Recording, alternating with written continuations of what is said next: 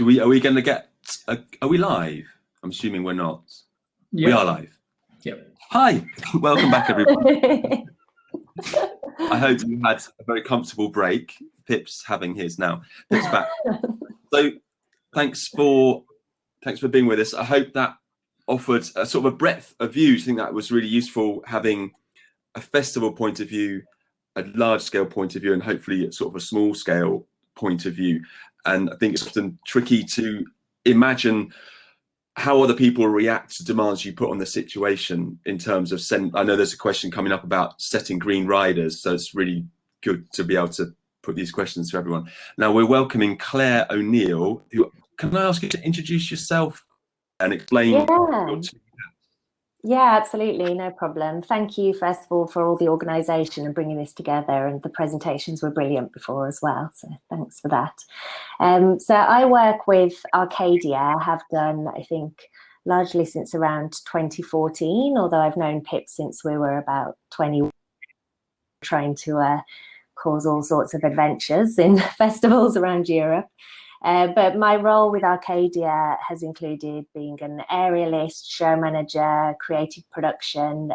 But for the purpose of today, I work as a sustainability manager with Arcadia and developed the Green Rider that we took with us on tour. As a greener festival, which is why I was in a position to be able to do that, we're a not-for-profit organisation and we work around the world with festivals, touring productions, venues, arenas, specifically on sustainability. Great. And I'm just going to fire away with the first question to Mark. It's about writing Green Riders, and someone saying that they're struggling to find the right tone between, they don't want to assume presenters haven't thought through things, but they want to, at the same time, assume be quite forceful in what they ask for. Have you got any tips? And are you aware templates of Green Riders? Where might people find those? Yeah, okay. Well, I wouldn't assume that a presenter had thought through those things. It might not necessarily mean that it's not important to them, but they're also juggling budgets, logistics, program, volunteer. You know, they've got a lot going on. So from my mind, and I would class the thinking that happens in our festival, there's a lot of goodwill. We work across the entire organisation when we think about environmental sustainability, as in across our communications, across our education programmes, as well as the production, delivery and other elements. And we have regular meetings, and we have an ambitious action plan that is now moving away from single-use plastic water bottles and more into digital impacts of a lot of our work moving online in terms of how we talk about the festival, and really starting to understand the impact of that side of things. So I wouldn't assume that a festival presenter would feel sort of undermined or surprised by getting a Green Rider. What I honestly believe is that if everybody embraces it and it starts to become normal, then that's how you build that change, and you normalize it, and then presenters do consider it alongside the technical requirements and the hospitality requirements that we're all used to from presenting artists. There is a couple of, thank you, Hannah. There is a useful template from a greener festival. Julie's Bicycle also have a template. I think it's hard to generalize because it will vary so much from artist to artist. But I think all I would encourage people to think about is it really from the top to the bottom of your work, and what you as a company and your you know, how you want to be received, basically. Because I go to other festivals and you'll still get a lanyard in a little plastic case, and you'll still get disposable crockery and cutlery, and you think, crikey. And a lot of that is to do with the pace at which festivals work and their budgets. But I think together, if we all sort of agree that this is how we want to work, then that's how you can change those things. I don't know, Claire, if it's worth you outlining the areas that were covered in Arcadia's Green Riders. Yeah, I mean, I really agree with what you're saying there, as far as it needs to be a process of communication. And if everybody starts to come on board, so it's normalized, then you're not kind of putting someone's back up or annoying the production team or causing surprises when you present a Green Rider. And just before talking about the detail, the process of creating it as well. On the Green Rider that we've done with Arcadia, and also on the link that's shared there, we were looking at it not as a we're coming in and telling you how it should be because we know best, because bearing in mind we're going to all different countries all around the world, all different cultures, all different environments ecologically, and we don't necessarily know what is the right thing to do in that environment. So we made sure that when we make a request, for example, that we want to have reusables, no bottled water and water supply on site, we need to be able to have the feedback of what are the obstacles to that on this site that we're going to, where maybe there isn't potable water available, full stop. So there has to be a kind of, within the Green Rider, there needs to be a instigation of that kind of two-way conversation. And we worked quite a lot with Arcadia and communication when we were having our team meetings in advance to go, how do we want this to come across? Because of that very reason, we didn't want to be preachy. And also we wanted to learn as we go along as well. So some of the details, things like there's the plastics, trying to reduce single-use plastics, not having wasteful giveaways. Communication with the audience and the crew was another thing that we included. We wanted to see that the way that the event was being promoted was in a way that was in line with what our values were as well. Bearing in mind that Arcadia is often a headline feature of an event. We also looked at how things are being powered, water, wastage and supply. And then we went into the detail of the food, especially as well. Is it possible to have local food? Is it possible for any waste food to be recovered? Or can we avoid the waste food in the first place? I mean, rather than going through it all, because you can just read the examples that are out there, but these are some of the main themes that we were looking at. There's a good point there with the tone of it as well. There's almost two completely different ways of going about it. One is, we're doing the show, you must do what we say to make it green. The other thing is, we don't just offer you a show, we offer you a show that's got a whole ethic and a meaning and a purpose. And part of making the show really work for you is we need you to commit to this and make it work holistically throughout the event and not just within the show. And that was the nice twist of the tone. It stopped being preachy, we're not coming if you don't do this, and starting to be, we want to do this together with you, let's collaborate and make it great. I think that is, I'm just thinking back to sort of circular economy things. You're presenting a service rather than a product. So you're coming and you're creating this environment. Of course, it is interesting what you're saying, Pip, and Claire as well, is not wanting to preach or not telling people how to be. But there is a time when you kind of have to nail your colours to the mast, isn't there?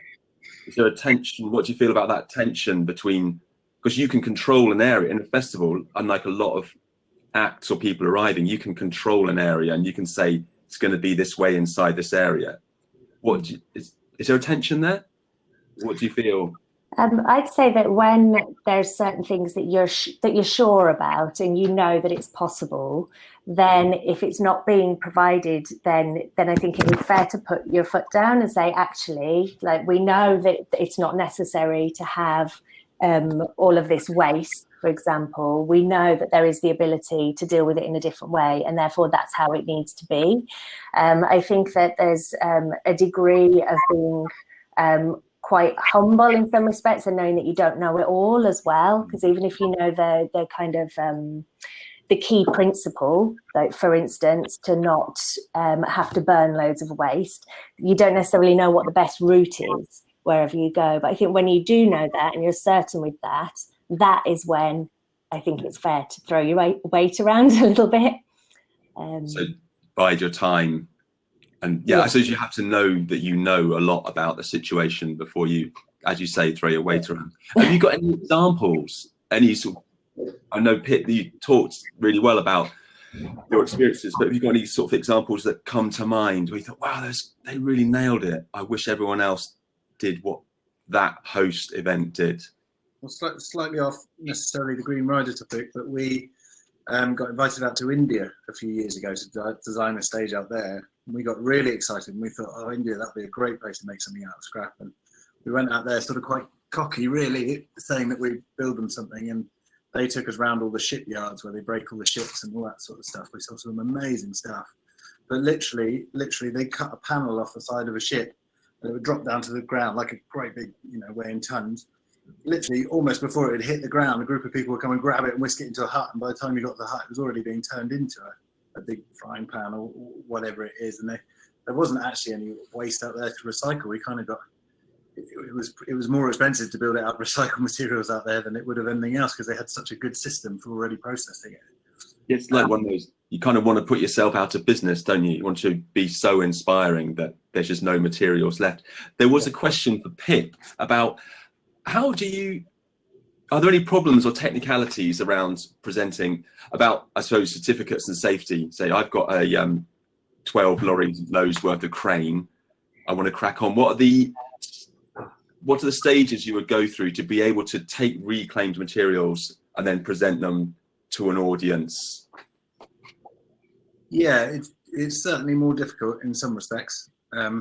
Bertie would be the one to answer that. He's the technical director and he's much more realistic about ideas when we go and throw mad ideas around. And to be fair, we probably looks like we just chuck things together, but we probably go through quite a lot of options to get there. But I think the thing with us has just been over-engineering stuff. So that spider weighs nearly 50 tons, that tripod, which is insane, So we have got it rated to hang 16 tons off it or whatever. Whereas if you wanted to make a tripod out of raw material to hang that sort of weight, you'd probably do it with, 10% of the material that is used. So you do have to over-engineer stuff. And that's where it gets a bit crazy, touring over-engineered heavyweight stuff. And that's where if we tour stuff again, we probably will start using much more new materials than we would have before, because we can now see in the lifespan of this material it's going to consume a lot of energy to move it, and therefore we need, we might need to use very lightweight materials. Yeah, there is that tension again, isn't there? Between it's really there are a million resources that we could go to probably balance new steel versus reclaimed steel, and or a list of materials. It's hard. Well, the big thing that was said right at the beginning is if you know where you're trying to get to, you can plan as cleverly as you can how to get there.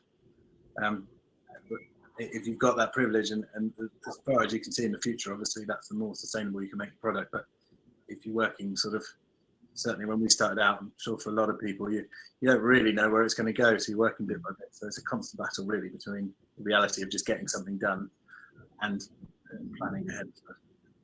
Do you feel that's really changed in the lifespan of the company? Do you feel, what are your thoughts about the work cycle? Yeah, it has for us, because as a company now, we're going out there as a bunch of people with 10, 15 years experience under our belts, looking for work that we can apply that knowledge to. Whereas 10 years ago, we didn't have that, but we were younger, much more driven. Yeah. And had much newer and fresher ideas, I suppose, than those that have been around for a while.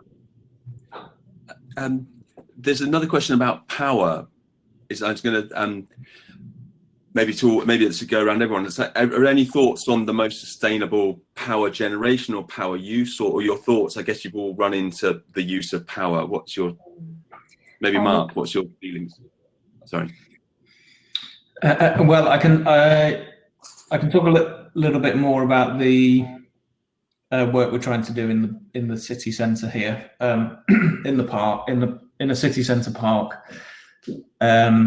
This is the work that I'm doing through the accelerator program, which has been fantastic so far. And really, the idea is is quite simple and straightforward, and I think it's going to be quite simple and straightforward to actually implement, and that is literally to run significant hard power into the park so that it eliminates the need for anybody who's presenting anything in there to bring in generated power. Because obviously with generators, you're burning fuel, but you're also having to truck them from wherever they are to wherever you need them and back again. And when I stopped and thought about the park, we're in there for 2 weeks every year. The city council's in there. There's about 4 or 5 other festivals. And when you tot it up, it's about, not including get in and get out time, which you also need power for, but at just presentation time, it's pushing 25, 30 days a year. And each time something happens in there, generators are trucked in, they burn fuel, they're trucked out, they're trucked back in again, they burn fuel. And we're in a city centre, you know, there is power, there's water, there's the things that we need. And all we need is to work together to be able to actually find a way, find a system, which is mainly boiling down to the finances of the matter, to be frank, because it's a relatively large upfront cost, and then a very quickly declining maintenance and operating cost. So when you take the costs that everybody pays for the freighting, the hire, and the running of their generators, and you put that in a pot, it's a very few number of years that it is taken to actually cover the cost of installing it. The city council here in Norwich are really behind it. It's their land. It will be their property. So at the minute we're exploring the model where they effectively pay for it, and then it's paid back through, you know, if it costs £100 to rent the park for a day, it would now cost £100 plus X amount to have access to the power, and then the actual cost of the power itself. But it becomes a great story for the city and actually embeds in people's minds that this is a sustainable cultural venue, outdoor venue for the city centre, which I love the idea of as well. Rather than it being a park that sometimes hosts events, it actually becomes a space where sustainable events happen for that city. So rather than thinking about how do we do it, I'm quite confident in that we can manage this process. What I really want to explore is how do we communicate that this has happened in a positive way and encourage other people to do the same, because it in itself isn't a complex idea. It's an idea that's easy to win over people's hearts on, but there is a process to be gone through, particularly around the cost and how that works. So that's what we're working on here, but obviously we don't work in greenfield sites where it's probably much more difficult to be able to do those things. Well, Claire, what's your thoughts? I think that the fact that there's going to be a mains connection put into this site is absolutely brilliant, because all the things that Mark's highlighted, reducing the trucking for a start, and then without having the generators, that means you don't have that particulate matter, so things that cause respiratory disease and air pollution. You negate that from the event site. Obviously, it depends on where the mains power is coming from. And that helps because a lot of the cities are saying that you're not allowed to to make these emissions anymore as well. So kind of looking into the future, it's going to be more beneficial. And also the other thing that you need to do is correctly specify how much power you need so that you're not over-speccing generators. There's a good report by Powerful Thinking that explains all that in detail. But if you're on mains power, that actually doesn't matter because you only take as much as you need. Minimizing the amount of energy in the first place is really key. And then there are things like HVO, hydro-treated vegetable oil, which is lower carbon emissions depending on how it's used, that can be looked into. There's also battery technology is being used a lot, but we need to be aware that there's a lot of work being done about how long batteries will last for and how they can be captured correctly and make sure that they can be reused again, because there's a lot of extraction of raw materials for creating the batteries, and if they get misused and thrown away incorrectly, then there's a lot of toxic materials that come from that as well. So whilst there's huge benefits, and this is clearly the way that we're going internationally as well as nationally, there does need to be care around the use of batteries, but it does help with reducing emissions and improving efficiencies in many cases as well. Thank you. There's a question coming in. I'm going to probably throw this one to Pip, although Claire, please throw in if you think so. There's someone's asking about fire effects, large and small. What is the, which you might, I guess you've looked into, what's the most sustainable solution to fire effects, do you think, or what are your thoughts on that, Pip?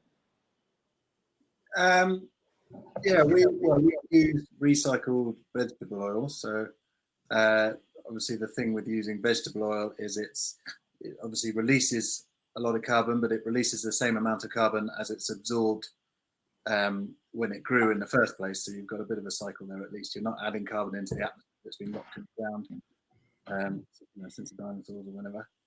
And then there's various sorts of that. I'm afraid it would be, but again, to answer exactly what the various different forms of natural oils that you can use.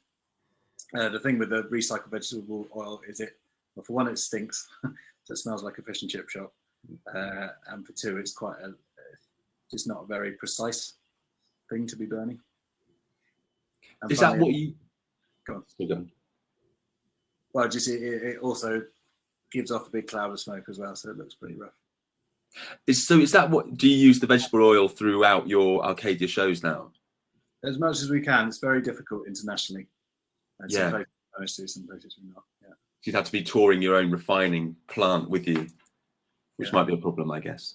And Claire, have you got anything? There are lots of other things to explore. I mean, when we came up with the idea of doing flame systems off recycled vegetable oil, everyone just laughed and laughed and laughed, and like, you're not seriously going to do that, are you? And we did it, and now it's a thing. I mean, we were lucky. We had to get quite a lot of money to develop it, but in hindsight, we could have gone to some universities and got them to develop it. And there's loads of other sources for making flame systems. It would be great if other people cracked other things.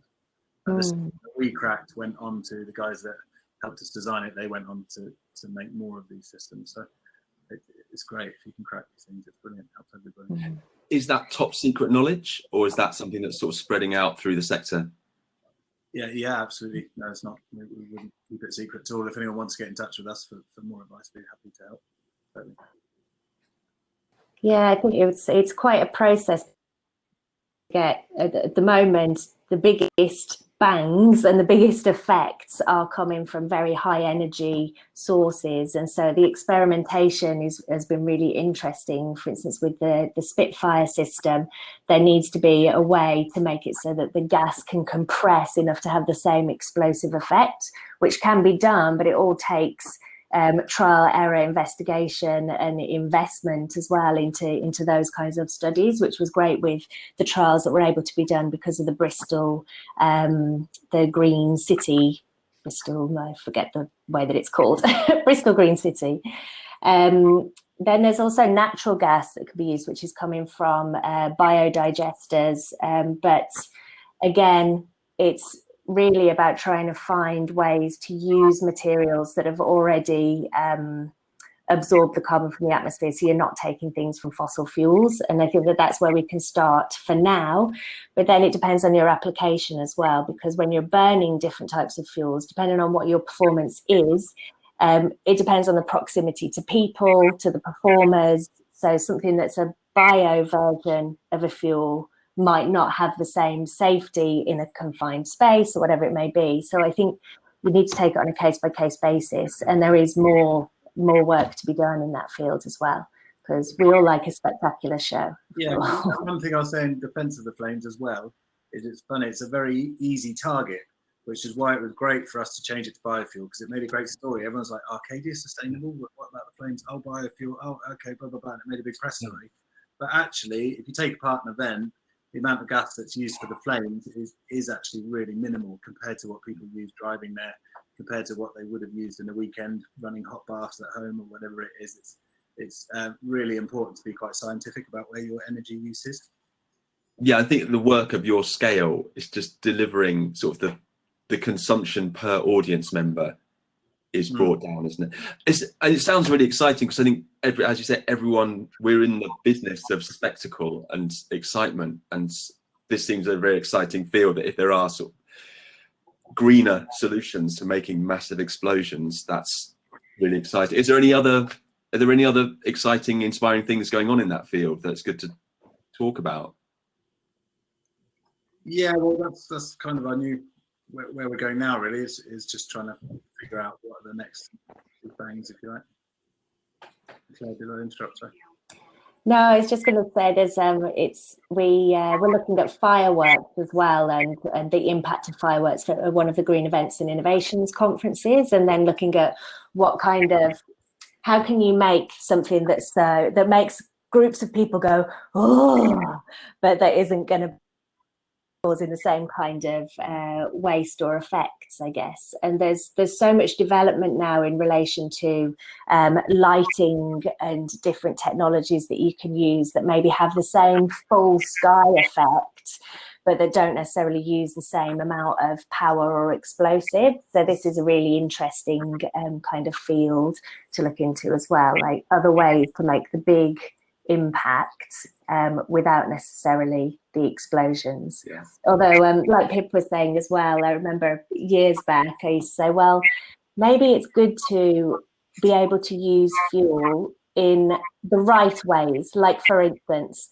making a huge effect for a massive party is a very good way to use energy if you're going to, rather than wasting it all on the journey to the event. Well, I suppose the method of people uniting around a fire is like intrinsic to our DNA and goes way, way back. And for me personally, the idea of just trying to remove that is not really going to help us progress, because I think those gatherings, those moments are really important. And I think by bringing fire back into festivals on a large scale, I mean, you see those pictures, it is like people gathering around the bonfire, just amplified, a lot's come out of that. I'm reading through some questions. I'm not very good at reading at the moment. Is there if you had to choose, I suppose if you whistle round, maybe start with Mark, if there was the single decision, and let's take budgetary considerations out of it, what single sort of change would you make to your organisation or your events to deliver sustainability? Well, I think a lot of events have to wrestle with the travel considerations of audiences. It's been mentioned earlier on today. When your event is actually happening, yes, you can look at the lights, you can look at the energy, you can look at the waste, you can look at the water, but then you're essentially inviting in large numbers of people you don't have any control over how they're deciding to move. I know there's some incentives and people can offset, but that is their choices. Obviously, they're independent choices. So I think events have to think about their responsibility in the actual numbers of people that they're trying to attract by doing their work. So we, at Norfolk and Norwich Festival, we will also look every year to try and have an event that is of scale. So it could be something for an audience of 10 to 15,000 people, something like that, in a city centre, outdoors. And that's something we actively work towards. That's an important thing for us. Those gatherings, those collective moments are really, really important. And like I say, we can control an awful lot of those elements. Thinking back to the pyro, we did a high wire walk to launch the festival last year, and quite often a high wire walk will end in a fireworks display. We didn't think that was the right tone for our walk, and so we rang all the bells in the churches in the city when the wire walker arrived at the other end, and that was just something that we had available to us that made more sense, that had less of an impact, but still sort of celebrated this moment of arrival. So we think around those things, but how audiences move and around a rural county like Norfolk, where we are, that inevitably means driving. So all of I think if we could change one thing, it would be less to do with what we're doing for the actual festival and more to do with our audiences and how they and what we're asking them to do. Thank you. I'm going to have to ask quite quickly, but so Claire, do you want to carry on audience, or do you want to pick up a different magic bullet that you want? A magic bullet as far as what would be the best?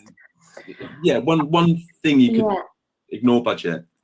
Ignore budget. Okay, if we could ignore budget, then having the time to really carefully plan and design the most sustainable way that we're going to go on the road, and then in each place have at least a month with each community that we're going to, so that we can learn what they are doing, teach them what we are doing, and create a show that's very much got a sense of place, and then go on to the next one. From a budget perspective, that's normally way too expensive and completely impossible, and there's never any time, so you have to cut corners and not connect with the community or the culture. So I think that putting a value onto that kind of space and time for connection is the one thing I'd change in the way the whole economic system of the world works. Yeah. Very quickly, have you got a thought that you thought, oh, if I could do anything, the same question to you. The budget, the most expensive thing of any production is people and manpower, and quite often you end up having to make decisions, especially where we're at as a company, having to make decisions. What manpower can you afford versus how can you just get it done with a machine or more materials, or whatever. Get there. And that's been really tough. The reason I say that is because when we were starting out, and for people that are starting out now, we've generally got a lot more manpower. There's a lot more people around up for getting involved and just really wanting to do something amazing. And it's incredible, like a big group of mates that are really up for it, and a trailer load of scrap, you can do some really cool stuff. So. Yeah, that community makes a difference. I've got a question here for Claire. Are there any cultural considerations we should have when working nationally in the UK with diverse audience and partners? And can some decisions we make create barriers for some audiences or locations, or make it difficult to reach broad sections of society, which is going back to your point about being humble? Yeah, that's a really good question. And I don't claim to be an expert in this area at all, but from observations and my own experience, there's a lot of barriers sometimes. We've experienced this on the Arcadia shows, not necessarily, well, even nationally as well, but internationally, about how can people actually access the art full stop economically? Is there a barrier financially that means only if you're in this level of income, you're able to access that art? So it's trying to make sure that there's ways that the broader community can access it.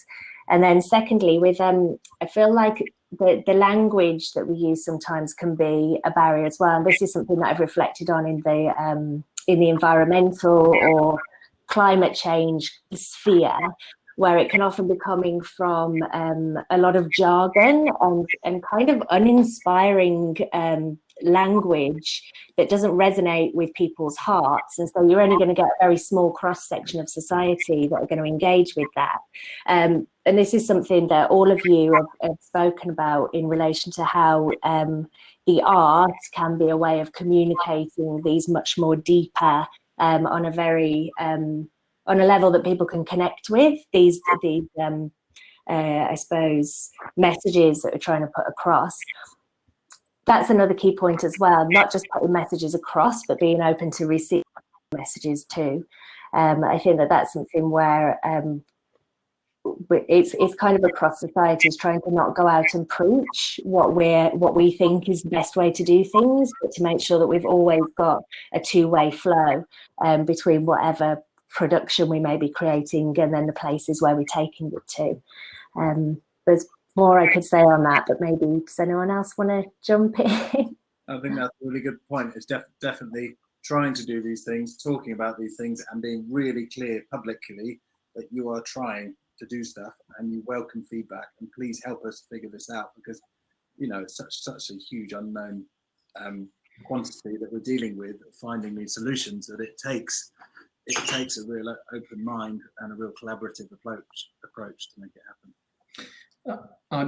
So just to add to those points, I think that I find it much more useful rather than people presenting a list of things that they've done, like we've done this, we've done this, we've done this. I think it's much more useful for people to share the things that they want to try and do, and also the reasons why they're not currently possible, what the obstacles are, what the challenges are, etc., etc. Because that's the conversation. That's the way to get the conversation started. If you just read a list of achievements, it doesn't really mean anything. Where do you go from there? There's no real next step. So I think when I've been thinking about how we want to communicate all of this on our website, I want a big list of things that we haven't done and that are really hard to do and that we don't know how to do. Yeah, I think it's the humble thing, the sort of the community thing. It's about pulling people in. I think asking for help is always a great motivator, and a very optimistic motivator. Just to make one more comment on that, in relation to the need for creativity and working out how we're going to get through this colossal global challenge that none of us know actually how it works because we've not lived through it yet. With most Indigenous communities, and certainly those that we've had the fortune to connect with, the creatives and the creative outlets are really revered, and they're taken on a high level for decision making and for envisaging what the world could be like later or beyond now. And that is something that I think we really lack in our society, is that the creatives aren't taken as a part of the valid decision-making process, whether that's politically or however it may be. So that's why I think that to get a balance of the creativity making decisions is something that could help us get through this. It's hang on, I'm getting an instruction. Oh no. Sorry, there's a lot going on. There's a lot of thoughts here, isn't there? What would the success, I feel I'm risking repeating myself, but if you had to nail what sort of the success within the sector would be within festivals, what would be that, what would sustainability success look like? How could we sort of tie together the different points we've been talking about? Maybe Pip, what would you, yeah. I think for me, it highlights, I guess what I'm sort of trying to say is that, I spent a year at university as a mature student studying really hard, trying to get my head around sustainability. And after 1 year, part of the reason I left and went into art is because I realized it's such a big subject, there isn't actually an answer to that. Like after 1 year of studying it, I couldn't tell you sustainability is this. In fact, even the word is quite contradictory when you look at the evolution of life and what's going on. So I think festivals are a really good forum and art for people to come together and explore stuff and discuss stuff. And I don't think it's for anyone to say, this is what festivals have to be and this is what we're trying to create. I think it's almost the opposite. It's about, we need to start having this conversation and we need to start having it en masse as a race, and art and festivals are a way to start doing that. Mark, have you any thoughts? Yeah, I think exactly that. I think festivals, arts, culture is a way to talk about things. It's a way to think about things. I think that environmental justice goes hand in hand with social justice when it comes to festival and art presentations. And I think a success would be to have enabled other conversations that might not have happened otherwise to take place, and for us to be open and honest about failures and challenges equal to, if not more than, successes. I think we have to wrap it up now. And there's a comment from someone: festivals as laboratories. I think what my feeling is, what all three of you have been talking about, is to be able to take a bit more time, for be able to more listening, more talking, more dreaming, and more, yes, within that dreaming, so what we haven't achieved, what we'd like to achieve, and that I think within the context of having to reinvent ourselves and what we do, I think if we look at the situation now, there has to be a big strand of our thinking in reinvention. I think that's very positive. So I'm going to say thank you very much for your excellent thoughts, and I hope everyone's enjoyed them at home. I don't know what to do now. Yeah, cheers. Thank you. Bye. I'll see you shortly. Well, it's been a pleasure.